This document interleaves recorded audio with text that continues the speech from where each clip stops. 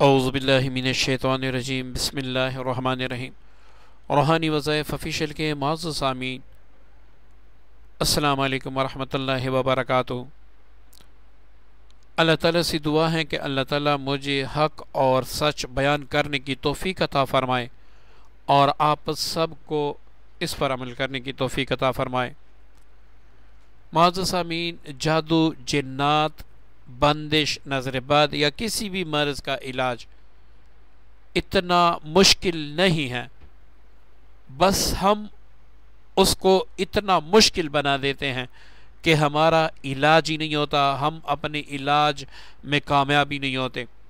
اور لازماً بات ہے، آپ ویڈیو کو وہاں سے دیکھتے ہیں جہاں پر کوئی آپ کو آپ کی من پسند بات ملے، باقی تو آپ اسکپ کر دیتے ہیں۔ اب آپ کو سمجھ ہی نہیں آتا کہ اس نے کیا کہا ہے۔ کوئی کہتا ہے کہ بھئی مین پوائنٹ پہ آئیں، آپ کو پورا سمجھانا، آپ کو گائیڈ کرنا میرا کام ہے۔ اگر آپ مریض ہیں، آپ جادو جنات سے چھٹکارا چاہتے ہیں، یا آپ عامل ہیں، لوگوں کا علاج کرتے ہیں لیکن علاج نہیں ہو رہا، تو یہ ویڈیو آپ کے لیے ہیں۔ وہ لوگ جو فضول یہاں پر آتے ہیں، جو ویڈیو دیکھ کے مین بات کی طرف جاتے ہیں، تو ان کو میری یہ دعوت ہے کہ آپ میرے چینل سے دفع ہو جائیں۔ آپ نہ دیکھیں، یہ آپ کے لیے نہیں ہے، یہ ضرورت مندوں کے لیے ہے، یہ اصلاح امت کے لیے ہے۔ معزز سامعین، جادو، جنات، بندش، اگر آپ کے ساتھ ان میں کوئی مسئلہ ہے تو آپ اس کا علاج اس ویڈیو کے دیکھنے کے بعد خود احسن طریقے سے کر سکیں گے۔ اگر آپ نے ویڈیو مکمل نہیں دیکھی اور آپ جادو جنات بندش کا علاج کر رہے ہیں تو ہو سکتا ہے کہ آپ کو لینے کے دینے پڑ جائیں، مطلب مزید آپ کے نقصان میں، اس میں بہت زیادہ جو ہے نا آپ کو نقصان ہو جائے۔ اول بات، اگر آپ جادو جنات کا علاج کر رہے ہیں یا بندش دور کر رہے ہیں تو یہ چند پرہیزیں آپ نے ضرور کرنی ہوگی۔ اس میں سب سے اہم چیز جو ہے وہ ہے بڑا گوشت۔ بڑا گوشت سے میرا کیا مطلب ہے؟ گائے کا گوشت، ٹھیک ہے نا، جو گائے ہوتی ہیں اس کو ہم بڑا گوشت کہتے ہیں۔ یہ آپ اس میں نہیں کھا سکتے۔ اس کی وجہ کیا ہے؟ بہت سی وجوہات ہیں۔ ایک تو حدیث مبارکہ بھی ہے کہ جس کا مفہوم ہے کہ بڑے گوشت سے بچا کریں، گائے کے گوشت سے بچا کریں، دودھ پیا کریں۔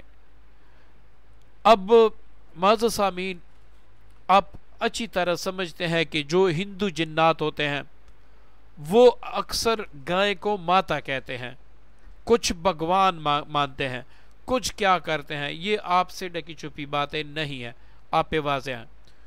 تو اس طرح اگر آپ جادو جنات کا علاج کسی عامل سے کر رہے ہیں یا آپ خود کر رہے ہیں اور آپ بڑا گوشت بے دڑک استعمال کرتے ہیں تو آپ اپنا علاج چھوڑ دیں، آپ کا علاج مزید خراب ہوگا۔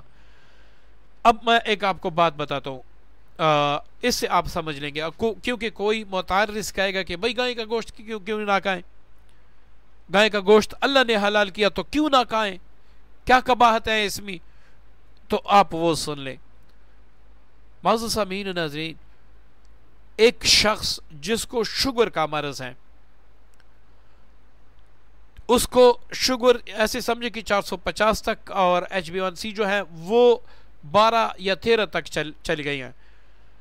اب آپ اس کو شہد دیں کہ حدیث میں آیا ہے کہ شہد میں شفا ہے، اب آپ یہ کھا لیں، اس سے اللہ تعالیٰ آپ کو شفا دے گا۔ اب آپ خود سوچیں کہ جب وہ شہد کھائے گا اسے نقصان ہوگا فائدے کے بجائے، حالانکہ حدیث میں آیا ہے جس کا مفہوم ہے کہ شہد میں شفا ہے، لیکن یہ شوگر کا مریض اگر شہد کھائے گا اس کا شوگر مزید بڑھے گا۔ اس نے شوگر مکمل، بلکہ شوگر کی علاج کے لیے اس نے شہد کو چھوڑنا ہوگا، کیونکہ شہد میٹھا ہوتا ہے، اس میں شکر کی مقدار زیادہ ہوتی ہے، تو یہ قدرتی ہوتی ہیں۔ اس طرح گنا جو چینی بنتی ہے وہ گنے سے بنتی ہے۔ اب گنا بھی ایک قدرتی چیز ہے، چینی بھی ایک قدرتی چیز ہے۔ آپ شوگر کے مریض کو چینی دے دیں، اس کا شوگر انتہائی ہائی لیول پہ پہنچ جائے گا۔ کیوں؟ بعض چیزیں بعض امراض میں استعمال نہیں کی جاتی، حالانکہ وہ حلال ہوتی ہیں، حرام نہیں ہوتی، لیکن اس علاج میں استعمال نہیں کی جاتی. تو اس طرح جب جادو جنات بندش کا آپ علاج کرتے ہیں، آپ گھر میں بڑا گوشت بھی استعمال کرتے ہیں، اس کا سالن کیوں نہ ہو، تو آپ جادو جنات کا علاج نہ کریں. آپ جادو جنات کا علاج نہ کریں، بس آپ کا یہ گوشت ہی کافی ہے اس کو ختم کرنے میں. آپ بڑا گوشت چھوڑ دیں جب تک آپ کو مکمل شفا نہ مل جائے. اس وقت تک آپ بڑا گوشت نہ گھر لائیں، نہ پکائیں، نہ کہیں پکائیں، نہ اس کی چاول کھائیں، نہ اس کی سبزی میں پکا کر کھائیں، کسی بھی طرح سے نہ کھائیں، نہ اس کا شوروا کھائیں. دوسری بات معزز سامعین، ہمارے اکثر لوگ جادو جنات کا علاج بھی کرتے ہیں یا کرواتے ہیں اور قبرستانوں میں بھی جاتے ہیں. اب معزز سامعین، قبرستان امن کی جگہ ہے، میں قبرستان کو برا نہیں کہتا، وہ امن کی جگہ ہے. ہمارے پہلے جو اسلاف ہوتے تھے، جو لوگ ہوتے تھے پچھلے زمانے میں، وہ جب کسی شہر جانے کا ارادہ کرتے اور رات آ جاتی درمیان میں سے، تو وہ قبرستان جا کے وہاں پر رات گزارتے، کیونکہ یہ امن کی جگہ ہوتی تھی. آج کل جتنا بھی گندا جادو، جتنا بھی غلیظ جادو کیا جاتا ہے، اکثر قبرستان میں دفن کیا جاتا ہے. اکثر مردوں کے جو سب سے زیادہ ظالم شخص مر جاتا ہے، سود خور مر جاتا ہے، یا اس طرح بڑا زانی گنہگار مر جاتا ہے، تو جو جادوگر عاملین ہوتے ہیں وہ اس کے سرہانے بیٹھ کے چلا کشی کرتے ہیں. اس کا جو ہمزاد ہوتا ہے وہ اپنے بس میں کر کے اس سے برے کام لیتا ہے. اب وہ جو حیض و نفاس سے کیا ہوا جادو ہوتا ہے، گندا جادو ہوتا ہے، میلا جادو ہوتا ہے، وہ قبرستان میں جا کے دو قبروں کے درمیان دفن کیا جاتا ہے.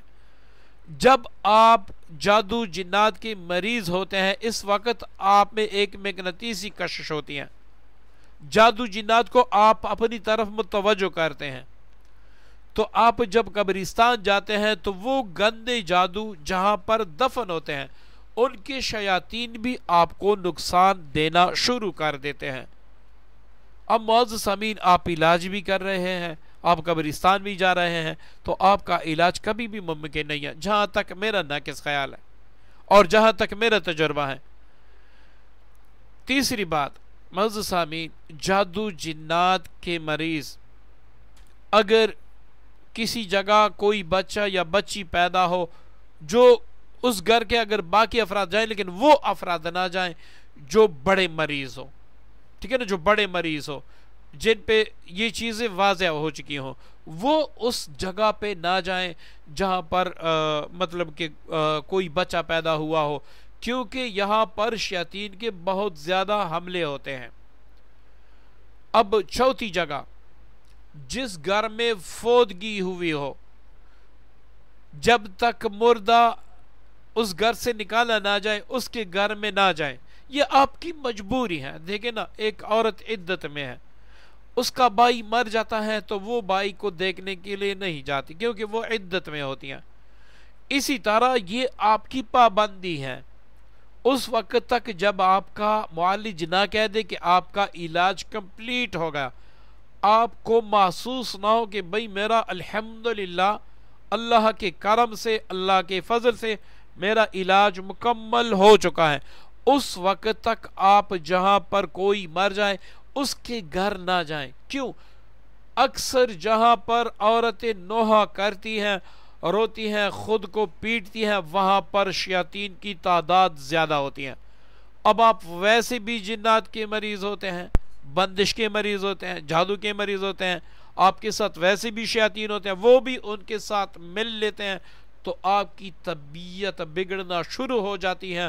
اور وہ جو آپ علاج کر رہے ہوتے ہیں، جن شیاطین کو آپ نے پڑھائیوں کی مدد سے، تعویذات کی مدد سے، کسی عامل کی مدد سے آپ نے کمزور کیا ہوتا ہے، جس جگہ فوت کی ہوئی ہوتی ہیں، آپ اس جگہ جاتے ہیں تو جو کل شیاطین ہوتے ہیں وہ ان کا کاٹ کر دیتے ہیں. اب آپ کا مرض اور بھی بڑھ جاتا ہے. پھر لوگ گلہ کرتے ہیں، ہم وظیفہ بھی پڑھتے ہیں، ہم یہ بھی کرتے ہیں، ہم وہ بھی کرتے ہیں، ہمارا علاج نہیں ہوتا، 6 سال سے میں سورہ بقرہ پڑھ رہا ہوں، میرا علاج کیوں نہیں ہوتا؟ محترم، آپ میں کچھ خامیاں ہیں، وہ آپ نے دور کرنی ہوگی، تو انشاءاللہ آپ کا علاج مکمل ہوگا۔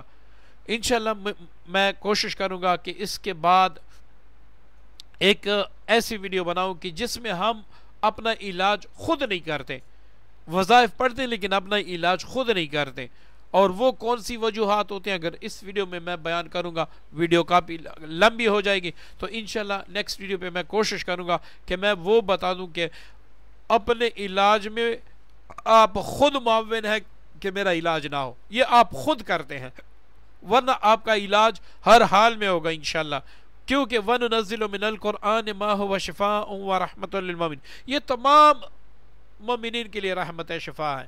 قرآن پاک، اب آپ کو کیسے شفا نہیں ملتی؟ اللہ نے ایسا کوئی مرض بنایا ہی نہیں جس کی شفا نہ ہو، تو آپ کیوں جادو جنات کے شکنجے میں آ جاتے ہیں؟ کیوں آپ کا علاج نہیں ہوتا؟ تو ایسی وجوہات ہیں۔ انشاءاللہ نیکسٹ ویڈیو کا انتظار کریں، نیکسٹ ویڈیو میں آپ کو بتاؤں گا۔ اجازت دیجیے گا، اللہ حافظ۔